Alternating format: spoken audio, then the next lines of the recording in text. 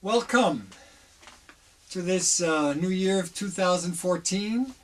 I would like to read an excerpt from a short story entitled Ode to Manhattan that will be included in my new collection of short stories entitled Human Equation Volume 2. As a preface, I would like to say that I grew up in New York City in the 40s and 50s, and it had a kind of a lasting effect upon me. Ode to Manhattan. The city is so big, so magnificent, so diverse that there are a myriad of cities within it. There is a cumulative energy that permeates the environment.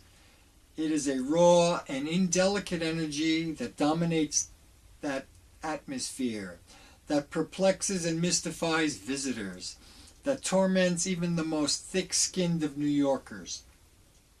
The city is a grand and voluptuous mistress, well versed in the art of seduction, yet she is dangerous, for there is something ominous in her grandiose presence.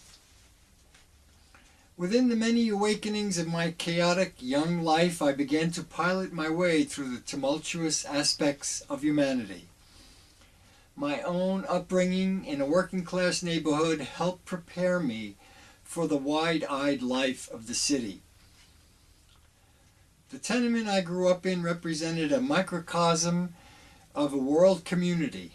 The tenants came from many parts of the beleaguered post-war planet. Many struggled with the English language.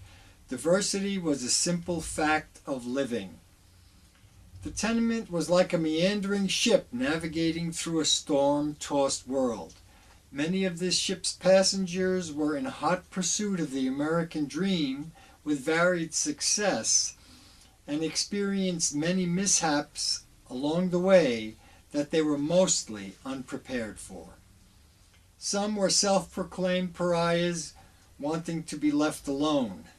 Some were new immigrants trying to grasp all the nuances and subtleties of an entirely different life, culture, and language. Considering all the varied cultural inclinations and differing worldviews that coexisted in such a confined space, it was quite amazing that we lived together as peacefully and as well as we did. When I was a young boy, technological advances were just beginning to invade our lives. The portable transistor radio was born, and the television recently became affordable. These were profoundly life-changing events, for they expanded the boundaries of our existence and ultimately our view of the world we lived in. These were not so subtle indications that the world was rapidly changing. It made the young restless and the adults nervous. Where the young could see an array of possibilities and new frontiers to explore, the older generation looked upon the adaptation that necessarily comes with change as a labor they would prefer not to undertake. Some were so alienated by these changes that they preferred to be left behind. When I had become a young man, I felt that I was ready to direct my course through it all, and eventually made the plunge into the heart of the city to be embroiled in its relentless motion and impaled on its bedrock of desire.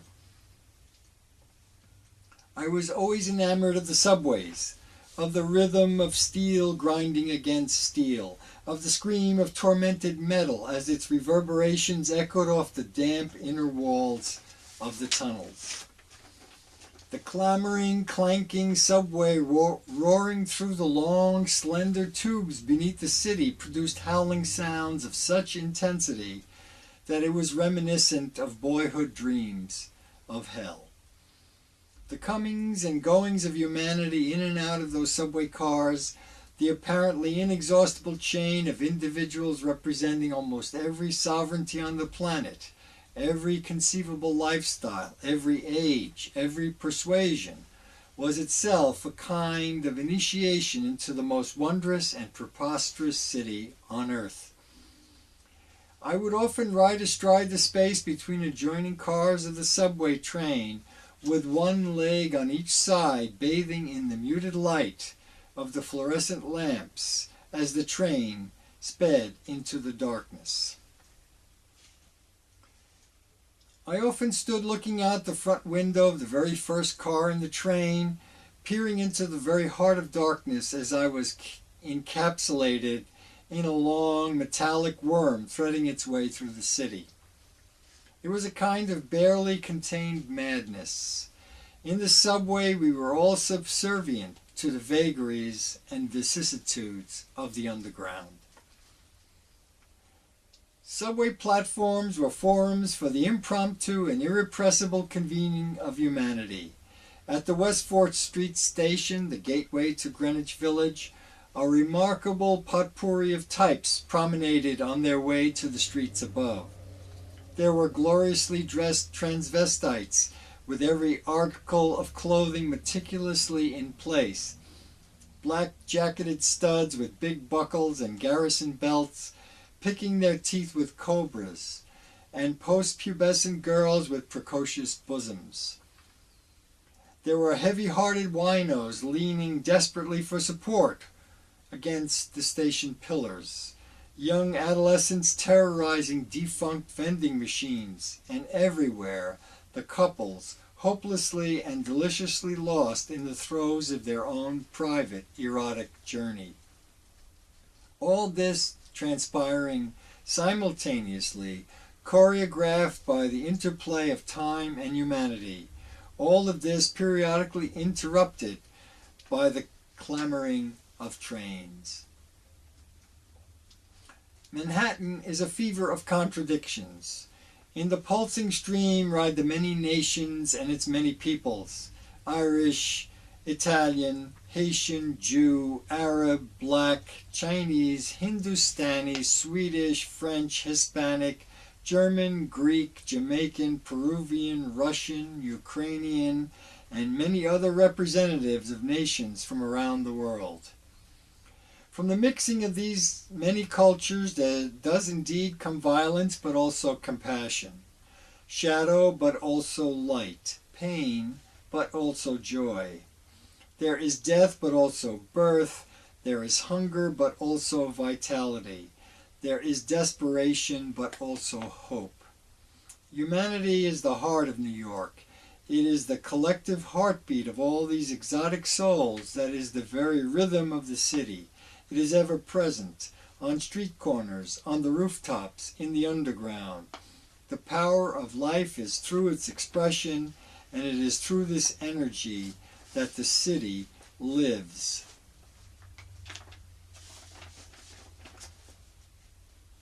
There are many nomads in the city, many homeless, many hanging precariously to life.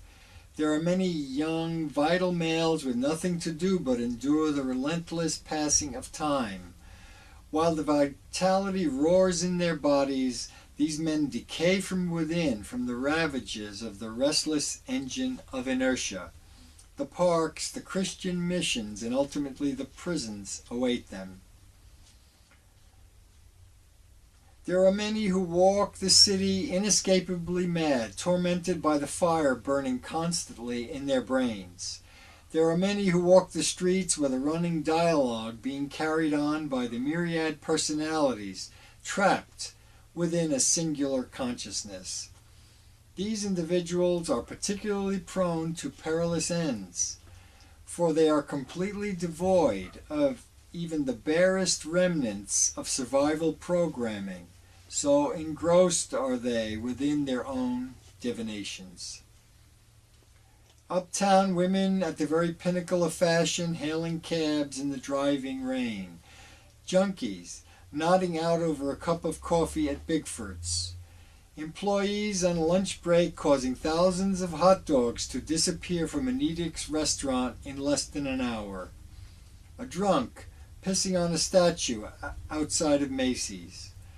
5 young black boys with nothing but rope at their disposal, demolishing what was left of a burnt-out tenement with consummate speed and skill. Young gay men cruising with an almost mocking grace on a hot summer afternoon in Central Park. A family speaking French on a bus nearing Lincoln Center. Old Italian men in white suits playing bocce. A gaggle of old and widowed Jewish women lined up on the park bench like chickens roosting on a fallen log, exchanging stories regarding their dead husbands or inconsiderate children, or comparing the severity of their operations. Queues of young professionals outside the Broadway theaters on a Saturday night. The neon half-light of Times Square, with the atmosphere of frenzied commerce permeating the very concrete. Yellow cabs maneuvering like crazed hornets along 6th Avenue, picking up harried professionals on their way to their appointments. Pedestrians move in great hordes through the narrow valleys of steel and glass. They meander through traffic as if they are fording a treacherous river. New Yorkers are walkers. Walking is an essential part of survival in the city. At the end of a working day, thousands upon thousands of employees empty out of their cubicles onto Fifth Avenue. They move about collectively like an indefatigable army of bugler ants. The rhythm of human endeavor is relentless in the city that never sleeps. Every hour of the day or night, there is a parade of humanity that endures all manner of weather and calamity, whether natural or otherwise. In contrast to all this chaotic movement, Wall Street on a Sunday afternoon projects a ghost-like quality, with the wind blowing the refuge through silent and deserted thoroughfares. Even though nature has been severely circumscribed, it still manages to assert its presence. The sharply delineated gray of winter with low and voluminous clouds enshroud the great skyscrapers and suggest a world beyond the lure of commercial appetite. Savage winter storms evoke a respect for the natural world in spite of all the human distractions. These are some of the images that enveloped and encapsulated me into a dreamlike state, bound up in an ever-changing fabric of the humankind, infinitely diverse yet somehow monolithic, ever-moving yet changeless, an immense population of individuals that share a commonality of their genes, the architecture of their brains, and the form of their bodies. Humans are the chimera of a protracted past, an instantaneous present, and an uncertain future. The city stands as a crystalline mirror to that humanity, revealing all its convoluted facets, its monumental incoherence, and shimmering vitality. The end. Thank you.